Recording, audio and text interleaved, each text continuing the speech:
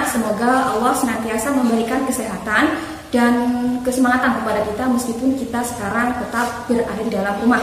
Nah, pertama saya akan menjelaskan bahwa sistem pembelajaran yang kita lakukan kali ini berbeda dengan sebelumnya, sebelum ada COVID.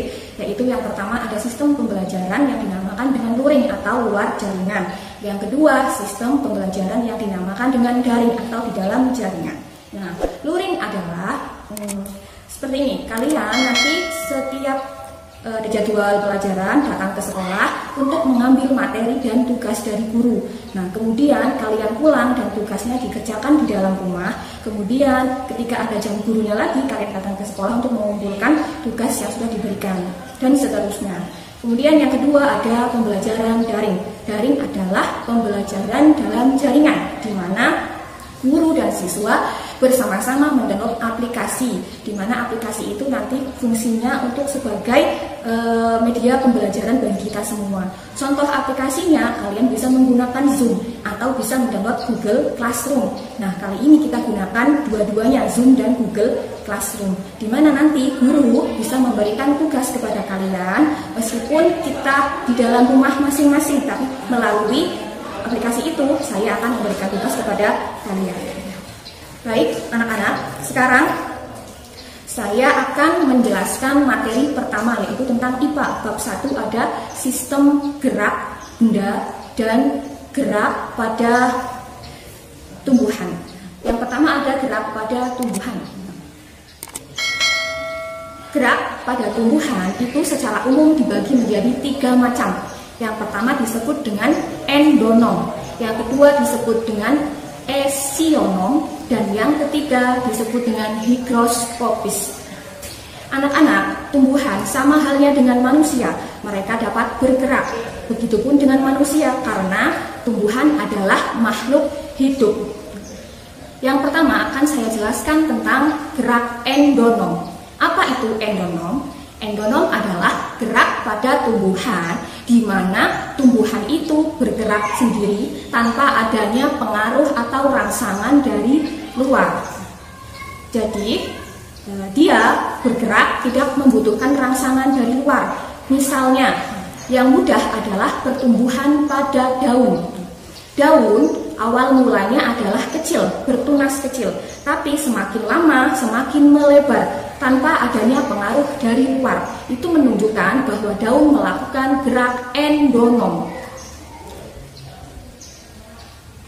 Yang kedua, ada contoh pergerakan sel-sel sitoplasma, di mana mereka mengelilingi sel di dalam jaringan tanpa adanya pengaruh dari luar. Lalu selanjutnya, yang kedua adalah gerak higroskopis. Apa itu higroskopis? Higroskopis adalah pergerakan pada tanaman karena dipengaruhi oleh adanya kekurangan kadar air atau berubahnya kadar air pada tanaman. Contohnya yaitu pada kacang polong. Jika kita perhatikan kacang polong awal mulanya berwarna hijau, segar, dan lembab. Kenapa demikian? Karena saat itu, saat masih muda, kacang polong memiliki kadar air yang cukup banyak sehingga bentuknya segar, hijau, dan lembab. Lalu kemudian setelah berlarut-larut, kacang polong semakin tua, maka kulitnya akan keriput. Kenapa demikian? Karena kadar air pada kacang polong itu semakin berkurang. Karena sudah tua, maka kadar airnya berkurang dan terjadi pengeriputan atau pengerutan yang tidak merata. Nah, pada akhirnya kulit kacang polong itu akan mengelupas dengan sendirinya dan biji kacang polong akan keluar. Nah, itu adalah contoh gerak dari higroskopis. Nah, yang terakhir disebut dengan gerak esionom. Apa itu esionom? Esionom adalah gerak pada tumbuhan di mana pergerakannya itu dipengaruhi oleh rangsangan dari luar. Gerak esionom ini dibagi menjadi 2. Yang pertama disebut dengan gerak taksis. Yang kedua disebut dengan gerak tropisme.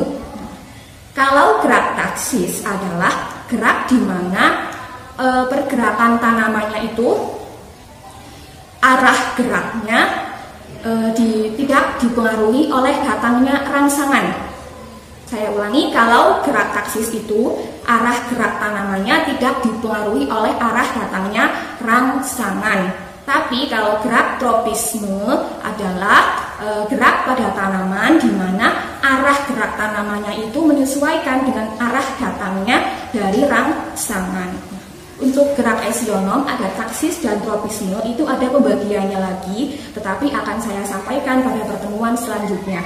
Baik anak-anak, itulah materi yang bisa saya sampaikan hari ini, yaitu tentang secara umum pergerakan yang ada pada tumbuhan. Saya ulangi lagi, yang pertama esionom, yang kedua higroskopis, yang ketiga endonom. Kalau endonom gerak pada tanaman karena sudah ada dalam diri tanaman tersebut, dari dalam tubuh tumbuhan tersebut. Kalau higroskopis dipengaruhi karena berkurangnya kadar air. Kalau gerak esionom karena ada pengaruh rangsangan dari luar. Nah, untuk tugasnya nanti akan saya kasih ke kalian melalui aplikasi yang disebut dengan Google Classroom. Kalian bisa melihat dan mengecek di sana, kerjakan di rumah, dan kemudian dikumpulkan sesuai dengan yang saya perintahkan. Nah, baik, sekian materi yang bisa saya sampaikan untuk kalian semua. Semoga kita semua tetap berada di dalam kesehatan dan perlindungan dari Allah. Dan saran saya tetap berada di rumah, jangan berkerumun, tetap gunakan masker ketika kita keluar rumah, dan tetap aturi protokol pemerintah. Sekian dari saya, terima kasih. Wassalamualaikum warahmatullahi wabarakatuh.